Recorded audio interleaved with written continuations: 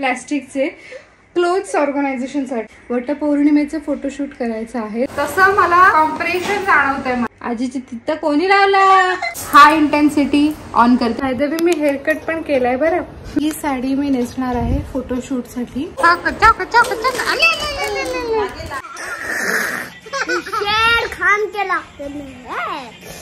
ही प्रतीक्षाताईने घेतली साडी आणि ह्या दोन मी घेतल्या. पायाच्या बोटा टाचा वगैरे दुखतात आपल्या. जोजो झाली आमची. श्री स्वामी समर्थ.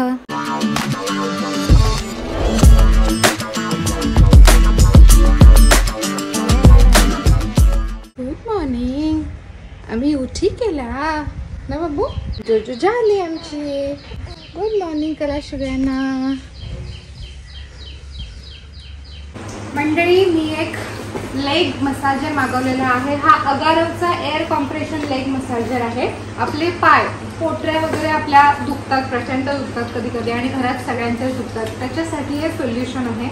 बघूया हे कसं आलंय. रिव्ह्यूज तर खूप छान होत आहे. याच्यासोबत आपल्याला 1 वर्षाची वॉरंटी मिळते आणि याची बेसिक कामं काय आहेत तर ब्लड सर्क्युलेशन आपलं इम्प्रूव्ह होतं. पाय दुखत असतील तर ते आपल्याला बरं वाटतं. कधी कधी थकून बघून घरी येतो त्यावेळेला पण असं वाटतं की कोणतरी आपले एक तर पाय दाबून द्यावे नाही तर पाय तोडून देऊन जावे.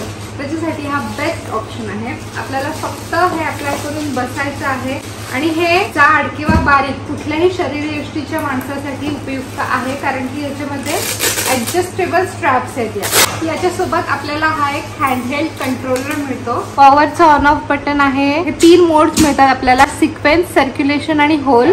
आणि इकडून आपण इंटेन्सिटी सेट करू शकतो. हाय, मीडियम, लो इंटेन्सिटी सेट करू शकतो. पॉवर कॉर्ड मिळते. पायाच्या बोटा टाचा वगैरे दुखतात आपल्या त्याच्यासाठी मस्त आहे. पावसाळ्याच्या सीझन मध्ये सुद्धा पाय दुखतात. थंडीमध्ये पण असं वाटतं का गरम पाण्यात पाय टाकून बसावं. दिस इज बेस्ट. जास्त काही कष्ट नाही घ्यायचे. फक्त पाय याच्यामध्ये टाकायचा, प्लग ऑन करायचा आणि आरामात बसायचं. पुस्तक वाचत बसा, टीव्ही बघत बसा आणि हे ऑन ठेवा. इथे सॉकेट्स दिलेत ना त्याच्यामध्ये हे असं इन्सर्ट करायचं. ठीक आहे. हे बघा इथे सॉकेट दिलेत ना त्याच्यामध्ये हे इन्सर्ट करायचं. ही जी पॉवर कॉर्ड आहे ती इन्सर्ट करण्यासाठी इकडे जागा आहे. ओके. आता आपल्या सगळं इन्सर्ट तर झालेलं आहे. आता मी प्लग ऑन करते.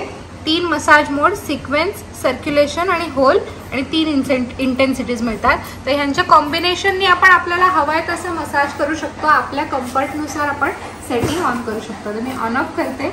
ओके. आपलं ऑन झालेलं आहे मशीन. ठीक आहे. हे आता व्हायब्रेट होत आहे आणि जसं मी ऑन केलं ना तसं मला कॉम्प्रेशन जाणवतंय. मला इंटेन्सिटी मी थोडी वाढवते, मीडियम करते. भारी वाटतंय. कोणाची वाट बघायची गरज नाही की कोण आपले पाय दाबून देईल म्हणून. भारी आहे, खरंच भारी आहे. मस्त आरामात बसायचं, रिलॅक्स करायचं. पाहिजे तर पुस्तक वाचा, टीव्ही बघा, गाणी ऐका आणि मस्त हे चालू ठेवा. पाय आपले मस्त रिलॅक्स होतात. Compress release, compress release. Okay. आता मी त्यातलीच हाय इंटेन्सिटी ऑन करते. बघूया हाय इंटेन्सिटीने कसं वाटतंय. प्रेशर वाढतंय. हाय इंटेन्सिटी मध्ये व्यवस्थित जोरात माझे पाय असे दाबले जातात त्याची मला फिलिंग येते. हां.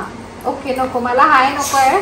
मला मीडियम चालेल. Medium is okay for me. Okay. हे होतं सिक्वेन्स मोड. त्याच्यानंतर सर्क्युलेशन मोड ऑन करून बघते. सर्क्युलेशन मध्ये लो सेटिंग. हे पायाच्या पोटऱ्या वगैरे दाबल्या जातात असं मला जाणवतंय. आकुंचन प्रसरण. त्याच्यानंतर 3rd मोड मी आता ऑन करते. 3 मोड्स वेगवेगळे आहेत आणि 3 मोड्स मध्ये मस्त प्रेशर फील होतं. पप्पांचे पण आमचे पाय दुखतात, आईंचे पण दुखतात, माझी उंची असल्यामुळे माझे पण दुखतात आणि कुमार पण थकून भागून येतो. अशा वेळेला हे लावून ठेवायचं मस्तपैकी रिलॅक्स. खरंच छान. ऑफिसमधून किंवा बाहेरून कुठून तरी काम करून आपण थकून भागून आलोय, ट्रिपवरून थकून भागून आलोय तर हे लेग मसाजर तुमच्याकडे असायला पाहिजे. हे खूप लाईट वेट आहे त्याच्यामुळे तुम्ही कुठे ट्रॅव्हल करत असाल तिकडे सुद्धा तुम्ही कॅरी करू शकता. एअर कॉम्प्रेशन मसाजर असल्यामुळे आपण हाताने पाय दाबतो त्याच पद्धतीने इथे मसाज होतो आणि त्यामुळे खूप रिलॅक्स फील होतं. अगारोचा प्रॉडक्ट आहे. Agaro is a well non brand. Me description मध्ये लिंक देते आहे, तुम्ही नक्की ट्राय करू शकता. हा घे. हवं तुला?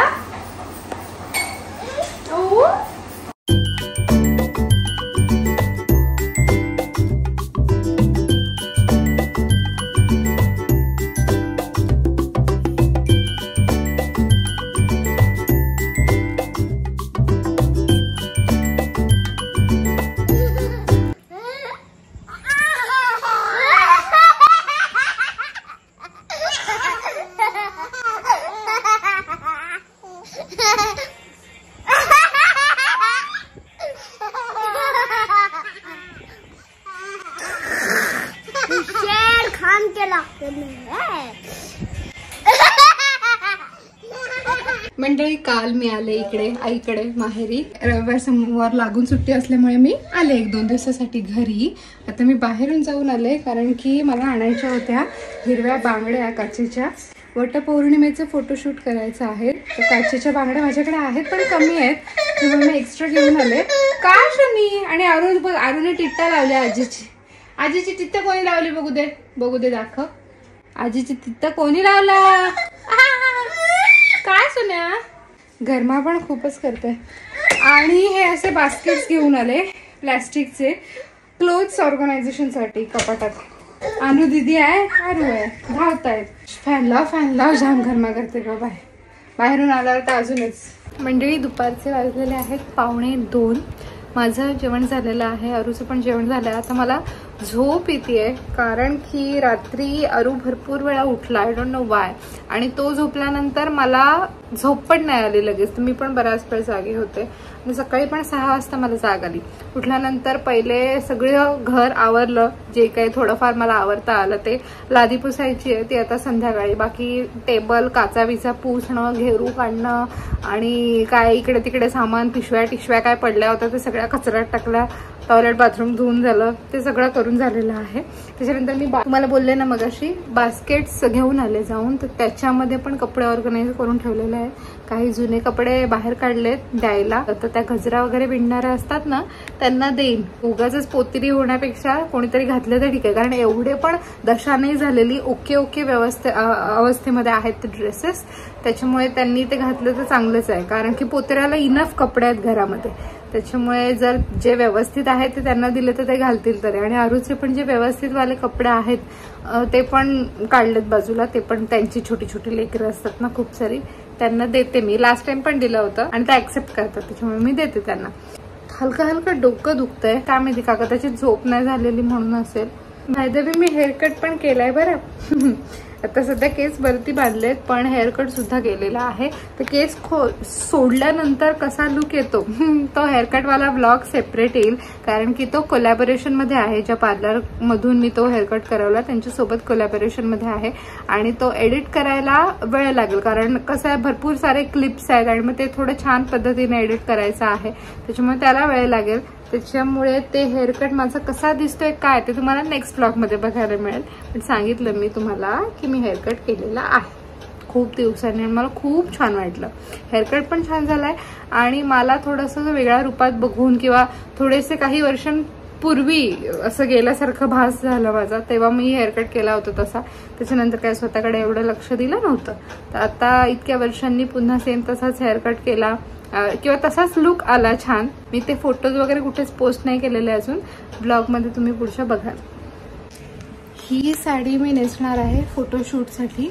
ही मी आणली होती सुरतवरून, अजूनपर्यंत एकदाही नेसलेली नाहीये. त्याचं ब्लाऊज शिवून ठेवलंय पण काय त्या साडीला मुहूर्त नाही लागलेला. उद्या फोटोशूटला तीच साडी नेसेन मी. ब्लाऊज पुन्हा एकदा वेअर करून बघते, जर काही चेंजेस असतील तर शिलाई उसवायला किंवा काय टाईट तर नाही करायला लागणार, उसवायला लागू शकते. सो एकदा वेअर करून बघते.